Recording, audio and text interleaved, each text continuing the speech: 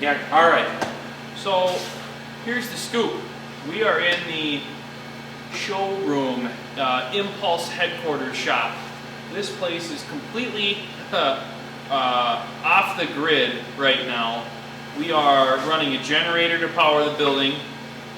We've got a wood stove in the corner fired up. It's probably 30 degrees out. It's late. We just got done working on the Ranger bass boat, where you guys are going to see that video coming up. All the stuff that we deal with and we pick up in these videos, most of them are sight unseen purchases. We pull the trigger and we just make the best out of what we receive. We're trying to buy good deals. We've got a good idea what stuff is worth. This is the latest very impulsive purchase. This bike, I think, was a repo unit. Showed up from the transporter. The oil plug or the oil fill was out of the bike. The bike didn't have oil in it. The kill switch is shot, so you can't kill the bike after you fire the bike.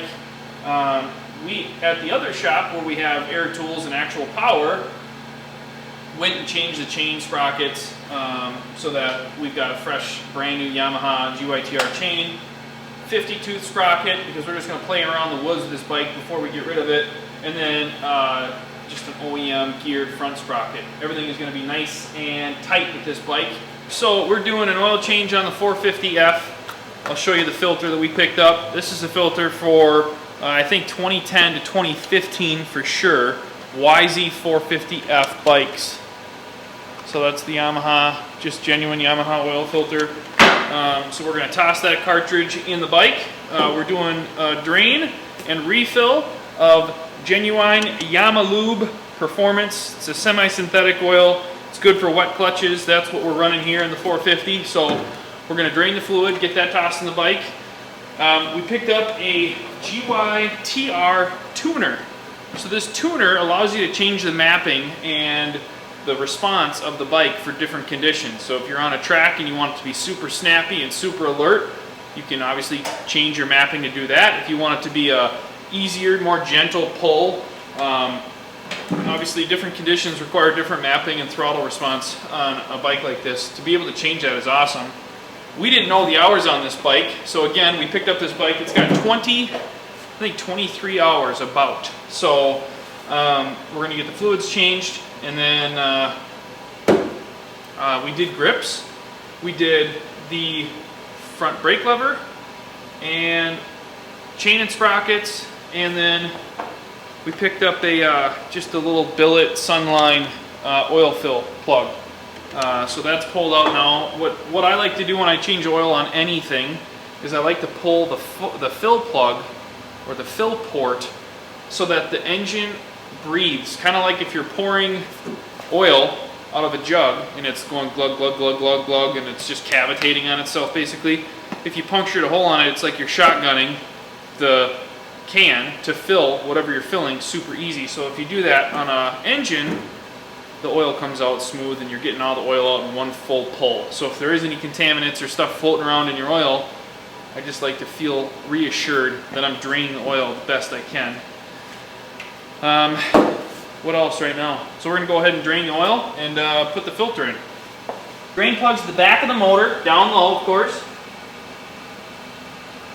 Now I'm going to get oil all over myself. This will be fun. You know, I don't really count it as an oil change unless you get oil absolutely everywhere. So there's the oil. Beautiful. Okay guys, this is where your oil filter is. So we're just going to zip these screws out, put them on your handy workbench.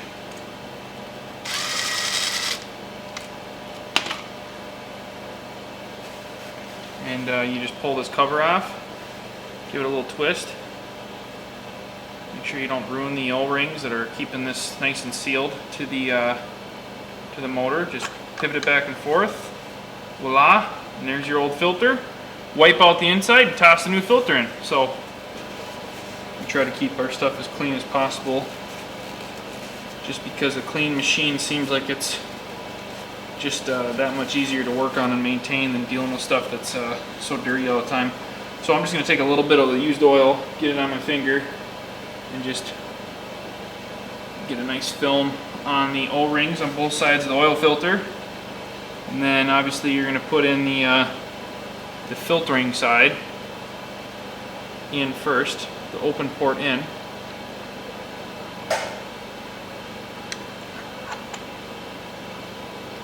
Press this back into place.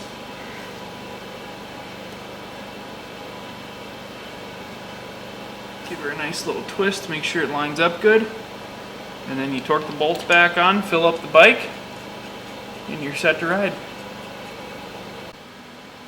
Alright, again, the semi-synthetic performance Yamalube, beautiful, clean, 10W50, going in, right into the engine. Oh!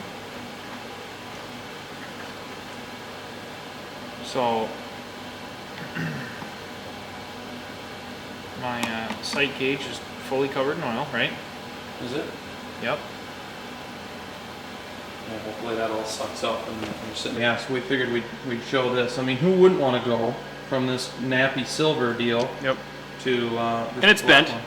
This brake lever's bent. A lot of guys break them. It's a shorty style brake lever, but again, we had these levers sitting in our arsenal, so we didn't go out and buy this to make this adjustment. But we had, you know, what do we have, like 20 of these? Yeah, exactly. So obviously it goes with the color scheme. It looks good on the bike, and we feel like, hey, we've made a little improvement.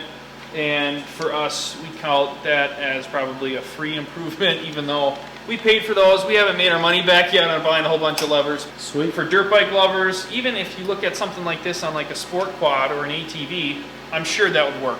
Smaller YZ450, that would work. Pit bikes, we love buying pit bikes, and we're going to do this. We're going to buy brand new pit bikes, and we're going to show you what we do to make them as reliable as possible. Chinese, cheap, super low quality machines, honestly.